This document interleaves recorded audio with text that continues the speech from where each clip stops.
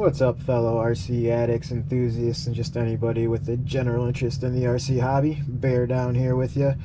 So today I figured I'd go over with you how I make kinetic self-recovery cords. I know it seems like a lot of stuff here, but bear with me. This is enough material to build probably 10 of the cables. So the material you're going to need is obviously some kind of cord. This is from Sergeant Knots on Amazon, and this is marine grade. And it's the shock cord, so it actually flexes, but it's not going to deteriorate like a normal bungee would when it's outside or exposed to the elements. Marine heat shrink. The only place I've been able to find it around me is at Harbor Freight. S-hooks from a local hardware store. Cheap fishing line and a sewing needle. As big of a treble hook as you can find. This is a 5/0 hook. If I could get bigger, I would. You're also going to need something to be able to round off these sharp edges because we're going to want to get rid of these so it's not dangerous. Some kind of a crafting ruler, a heat gun, and then you're just going to want a lighter to singe the end of your line after you cut it, a pair of pliers, and then a little bit of super glue, and I'll show you guys what for later. So I'm going to go ahead and I'm gonna take the fishing hook. I'm gonna go and round these edges off real quick. All right, and we are back. So got the hook nice and rounded. It's got enough where we're still gonna get some bite on something, but if it slips, it's not gonna go into your finger and hurt you or somebody else. So the next thing we're gonna wanna do, I don't know if you can tell, on this hook, you can see I pulled this hook out a little bit so it's not facing in. This is how the hook comes. So you just wanna take set of pliers, grip down on it nice, and just kind of pull it out. But be careful because it's going to be a high carbon steel, so it's not very flexible. It's pretty brittle. It's very strong but not flexible. So we just get that, so we kind of get that facing out a little bit.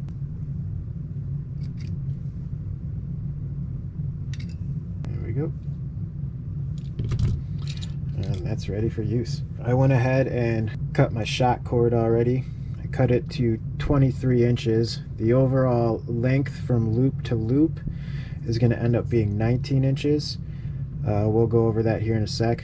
And I don't want you guys to get discouraged with all the stuff you saw me laying out. The most expensive thing that you saw was this shock cord, and this was $20, I believe, on Amazon for 100 yards of it. You can get less of it, obviously, but it's kind of, once you get all the material, it's kind of nice to just have it. You can make it, have them for multiple rigs, or give them away to kids, or when you go to comps or see them out at different parks or whatever. I would also recommend that you get some kind of a high vis cord, like either this neon green, some kind of a neon color, or a blaze orange or something like that. I'm gonna leave this out. I need to make a little measurement still. We're gonna take some of that marine heat shrink. We're gonna go ahead and put that in the middle first. I'll show you why we're gonna be using that here in a sec. And then here's a step you can use, or don't have to use, but if you wanna have the little extra protection or just the extra scale look, we're gonna go ahead and add another. So these are both about 1 inch long. And then this is just regular heat shrinking. It's not the marine heat shrink. That's about 3/4 of an inch long. Alright, so we got that on there. Now remember, when you're cutting this length, you can cut this to any length you want that you find fits your needs. I just found this to be the best length for the stretch I have and the bumpers for my TRX4. And then we're just going to go ahead and lay this here. Now we're going to shoot for having about 1 inch of eyelid, and then about oops, we got to make sure that we put our little protector in there first. That would be a mistake. And again, you don't have to be exact. Doesn't have to be 1 inch and 1 inch, or it could be whatever you want. Like, we can make this a little bigger if we want, since we're putting that protector on. But we got the inch there, so we're just going to use this to, way more came out than I wanted.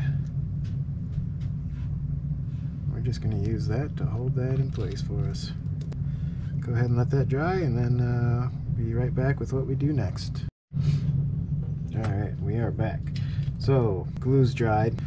Now what we want to do is go ahead and take a harder object, just using the speed square. I'm going to take our thin fishing wire and our needle, just run it through as if we were sewing anything else up.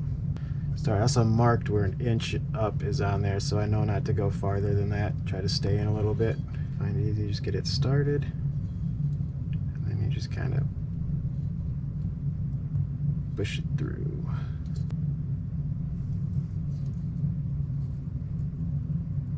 Same thing, you kind of want to stay towards at least the middle or the inside. You don't want to be getting the knots going on the outside and mixing everything up.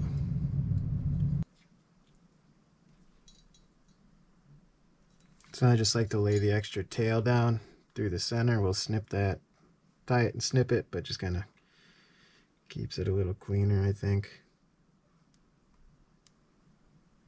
Kind of going at an angle. Remember, this does not have to look pretty at all. It's going to be covered up by the heat shrink. This is just to keep the, I found if you don't do this, if you put any tension on this, if the heat shrink, it will hold it, but it's actually going to end up sliding up and down, and you're going to lose this, and you're going to lose your scale look, and it just it doesn't work out as well. This is probably going above and beyond. You really only need to do about 2 or 3 stitches, I'd say. But if we're here, I'd rather be safe than sorry. And once you get used to it, you can get these done pretty quickly.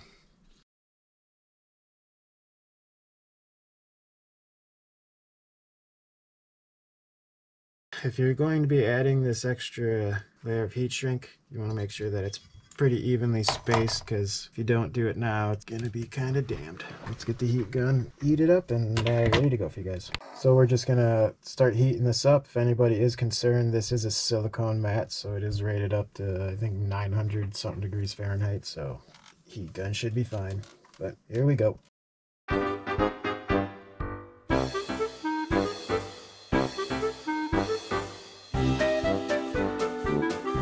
There we go.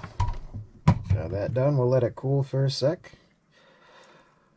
But the reason I use the marine is when it heats up, it actually activates an agent in there and releases a goo. I don't know if you can see that.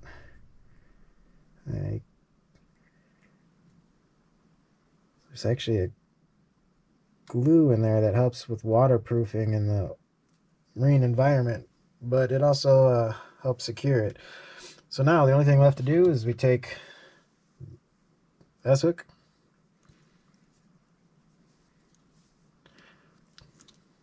we got 1/2 of the hook done. Might have gone a little too big on this side, but I wanted to try something a little different, but I think it still looks pretty decent. Go ahead and start the other side now. So we'll do the same thing we did before. Don't want to make sure that you forget to do this. No one doing that once we get this loop made. So this side we have to make sure we have the hook on as well. Go ahead and put the drop of glue on, and then I'll be back once that dries up. Alright, we're back. Glue's dry, so we're gonna set up the speed square underneath it again, and just like before. This time we just have a giant treble hook in our way. Like I said before, this is more than overkill with the amount of stitches I'm putting in here, but I'd rather be safe than sorry. Move that out of the way now. Not gonna lie, it's kind of hard to tie 4 different ends. Let's say that's good. Let's get the heat gun going.